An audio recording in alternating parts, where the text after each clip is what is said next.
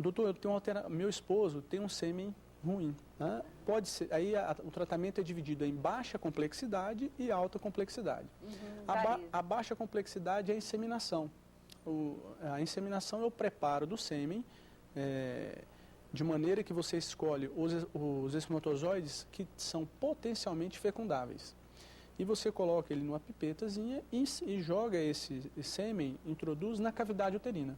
Não tem muita diferença, né, assim, em relação às altas complexidades. Você só dá uma ajudazinha na natureza. É aquela questão, é artificial até que ponto? Porque o sêmen é do marido, o óvulo é da esposa. É porque então, muitas vezes o homem relaciona muito isso com a masculinidade, mas não tem nada a ver. Às vezes o seu espermatozoide ele tem só um probleminha de locomoção. Exatamente. Não é? Às vezes e as aí alterações eles dão aquela força. Exatamente. Então, só que às vezes a alteração seminal, infelizmente, é muito grave e a inseminação não consegue alcançar os óvulos na parte mais alta do trato genital da mulher, né, que são as trompas. E há a necessidade da fertilização in vitro. O que é a fertilização in vitro? A mulher, através de estímulos, com injeções na região do abdômen, da barriga, as chamadas gonadotrofinas, elas irão obter vários óvulos. E a paciente sob anestesia, ela vai ser anestesiada e será coletado através de ultrassonografia, daí o nosso ultrassom como braço forte na reprodução. Os folículos, que é a casa do óvulo, né, serão aspirados, o óvulo será levado para o laboratório, o marido colhe o sêmen, a biomédica faz o que a gente chama de manipulação de gametas e ela fecunda, né, um óvulo, né, vai ser fecundado por um espermatozoide. Ou mais de um, né? Assim, mas como é manipulação, você, de regra, usa um espermatozoide para um óvulo. Isso está fora da pessoa. Fora, dentro do laboratório. É o bebê de proveta. É o famoso bebê de proveta. Exatamente. E depois de 2, 3 dias, existe uma análise de qual daqueles embriões são os melhores e eles serão implantados, serão transferidos para o útero da mulher. A partir de 15 dias se faz o exame de beta-HCG. E com o exame de beta-HCG sabe se a mulher engravidou ou não. A questão do sexo, que você tinha colocado, né? Hoje em dia, o Conselho Federal de Medicina ainda não libera sexagem fetal por escolha do casal. Né? Então, ainda existe essa limitação ética, até porque como se define se o embrião é do sexo feminino ou masculino? Na verdade, existe até bom a gente conversar que o embrião não é com perninha, bracinho, ele é um amontoado de células. Diferente? Não, ele começa com uma célula, que é o espermatozoide, e uma célula, que é o óvulo.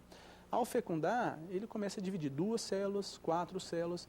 A fase que a gente transfere para a cavidade uterina é na fase de 16 células até a fase de blastocisto, que não tem definição nenhuma, é um amontoado de células. Existe uma punção, chamada punção pré-implantacional, que você tira uma célula, essa célula é enviada em laboratórios de Goiânia, ainda não tem essa tecnologia, manda-se para São Paulo e faz a análise se aquele embrião tem o cariótipo XX da mulher ou XY do homem. Entendi. Então o que acontece? Se você tem 8 embriões, 4 masculino, 4 feminino, o que fazer com os outros? Você vai congelar. Né? Então, assim, essa ainda, a não ser que seja doenças ligadas ao sexo, como hemofilia, você pede uma autorização para o Conselho Federal, para o Conselho Regional de Medicina e ele libera a sexagem. Sim. Então, infelizmente, existe essa limitação ética. Entendi. Né? Mas eu vou te perguntar o seguinte, você vai e congela. No caso da mulher não engravidar ou perder esse bebê, ela não precisa fazer todo esse procedimento porque estão congelados os outros embriões fecundados lá no laboratório, certo? Perfeito. Mas se a gestação for positiva e der tudo certo, o que vocês fazem com aqueles que estão congelados lá? Ela tem 2 opções. Ela pode doar para um casal que está precisando, que o homem já não tem mais, existe essa opção de doação. E agora essas novas diretrizes, e agora já entrou na legislação, que é a questão da doação para pesquisa, né? Mas ainda está muito novo, ainda não, essa questão de doação de óvulos, de doação de embriões para pesquisa. Mas até então, se ela não resolve doar, se ela não quer doar, ou se não há essa pesquisa, o que fica lá? O laboratório ainda ele não pode, de maneira alguma, desprezar esses embriões. Isso é proibido. Ele tem grandes laboratórios de reprodução humana que têm gastos assim enormes e que eles não querem comprar essa briga de descartar os embriões congelados. Porque não existe lei para isso ainda. E aí, por exemplo, se o casal quiser saber se os embriões deles estão lá, pode ir lá. Porque de repente fala, ih, vai ver que tem filho meu espalhado por aí. Exato, aí que é a questão médica, né? Pois é. E como é que você faz, por exemplo, aí a mulher engravidou. Perfeito. Aí tem um período ainda ali, vocês já não entregam para o obstetra dela, vocês fazem um acompanhamento? Fazemos sim. A rotina é acompanhar a gestação, claro que com o obstetra ao lado, informando sobre o que foi usado, como foi usado, até a 12ª semana de gestação, que é quando a taxa de aborto já cai praticamente para zero. Né? Os abortos geralmente acontecem até a 12ª semana de gestação. Então, de regra, a gente tem o hábito de fazer uma carta, devolver a paciente ao colega com o que foi usado de medicação, a progesterona, que é uma medicação muito utilizada logo após que o beta vem para a gente como positivo, beta-HCG, né, que é o exame de gravidez, e vai acompanhando até a 12ª semana. E nessa 12ª semana, como é que é o acompanhamento? É através de ultrassonografias. De novo a ultrassom. A ultrassonografia. A ultrassonografia vai avaliar a questão das malformações, a translucência nucal, que é um exame para ver a nuca do bebê, que o Dr. Wilson vai comentar depois.